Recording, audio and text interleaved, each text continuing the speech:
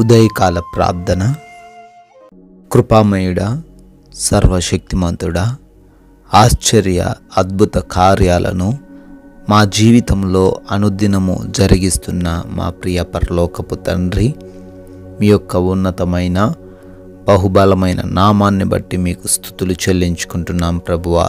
అయ్యా, నిన్నటి రాత్రి అంతను కూడా మమ్మల్ని, మా కుటుంబాన్ని, మాకు కలిగినటువంటి సమస్తమును కూడా కాపాడినందుకు, భద్రపరిచినందుకు కృతజ్ఞతలు చెల్లించుకుంటున్నాము.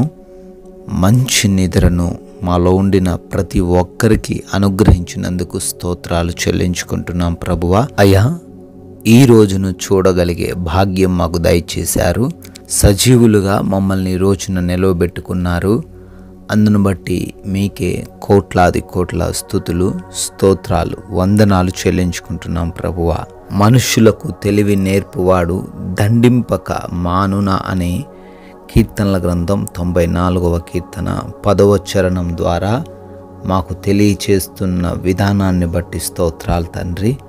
అవునయ్యా, ఈ లోకంలో మనుష్యులు ఎటువంటి వారో, ఈ లోకంలో మా చుట్టూ ఉన్న పరిస్థితులు ఎటువంటివో, మేము ఏ విధంగా ఈ లోకంలో జీవించాలో మాకు తెలియాలంటే అయ్యా, కొన్నిసార్లు మా ఎదుట ఉన్న పరిస్థితులను బట్టి మేము బాధపడాల్సి వస్తుందని, కష్టం కలుగుతుందని లేఖనాల ద్వారా జ్ఞాపకం చేస్తున్నారు. ఇవన్నీ కూడా మాకు తెలివి నేర్పుటకే, మమ్మల్ని యథార్థమైన మార్గంలో నడిపించుట కొరకే, నిత్య జీవమైన మార్గంలో నుండి తొలగింపబడకుండా సురక్షితంగా ప్రయాణించుట కొరకే అని తెలియజేస్తున్నారు తండ్రి. అయా, మేమందరము కూడా అయా ఇటువంటి సంఘటనల ద్వారా జ్ఞానం తెచ్చుకొని, బుద్ధి తెచ్చుకొని, ఎక్కడ ఏ విధంగా ప్రవర్తించాలో తెలుసుకొనుటకు సహాయము దయచేయమని బ్రతిమాలుకుంటున్నాము. ఈ ఉదయకాల సమయంలో ఎంతోమంది బిడ్డలు ప్రార్థనలో ఏకీభవిస్తున్నారు.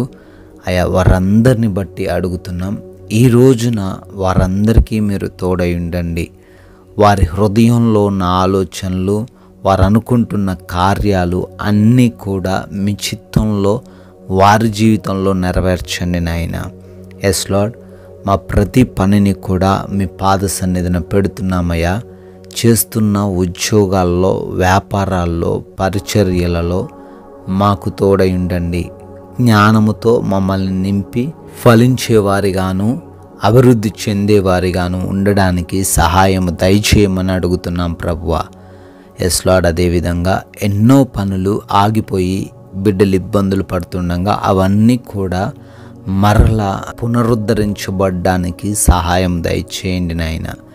క్రొత్తగా ఎవరైతే ఉద్యోగాలు, వ్యాపారాలు, ఇతర కార్యక్రమాలు ప్రారంభిస్తూ ఉన్నారో వారందరికీ మీ ఆశీర్వాదాలు దయచేయండి తండ్రి. ఈ రోజున మా ప్రతి మార్గంలోనూ కూడా మీ కృప దయచేయండి నాయనా.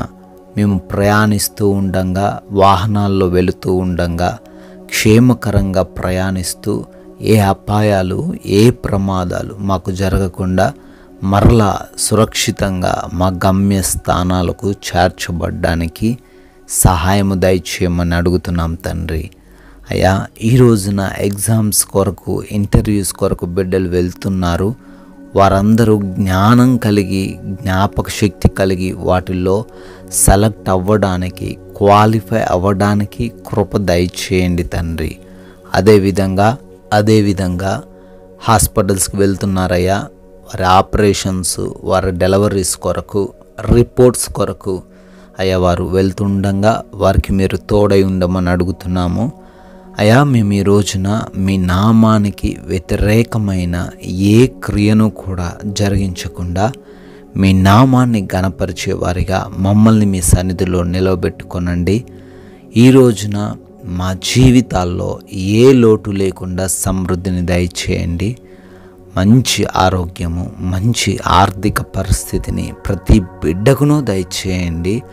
ఏ ఒక్కరు కూడా ఆకలితో అలమటించకుండా ప్రతి ఒక్కరికి నాయన ఆహారమును అనుగ్రహించమని బ్రతిమాలుకుంటున్నాం తండ్రి. అయ్యా, ఈ రోజున మేము నెమ్మది కలిగి సమాధానముతో శాంతితో జీవించే భాగ్యం దయచేయండి. గొడవలు, విభేదాలు, ఆయాసకరమైన పరిస్థితులు ఏవి కూడా ఈరోజు మాకు ఎదురవ్వకుండా కృప దయచేయండి తండ్రి.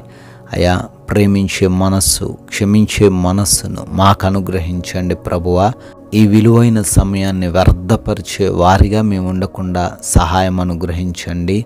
గృహాలలో ఒంటరిగా ఉంటున్న ప్రతి బిడ్డకును మీరే తోడై ఉండి కాచి కాపాడమని, అయా మీ కృపను బట్టి మరొక నూతన సంవత్సరంలోనికి ప్రవేశించి పుట్టినరోజులు, వివాహ కార్యక్రమాలు జరుపుకుంటున్న ప్రతి బిడ్డను దీవించమని, వారికి రానున్న సంవత్సరంలో కూడా మీరు తోడై ఉండమని, అయా మీ బిడ్డలంగా ఉన్న మేము కొందరికైనా మీ యొక్క విలువైన మాటలను ప్రకటించేవారిగా, మీ సాక్షులుగా మమ్మల్ని నిలవబెట్టుకోమని యేసు నామంలో ఈ ప్రార్థన అడుగుతున్నాం తండ్రి. ఆమెన్.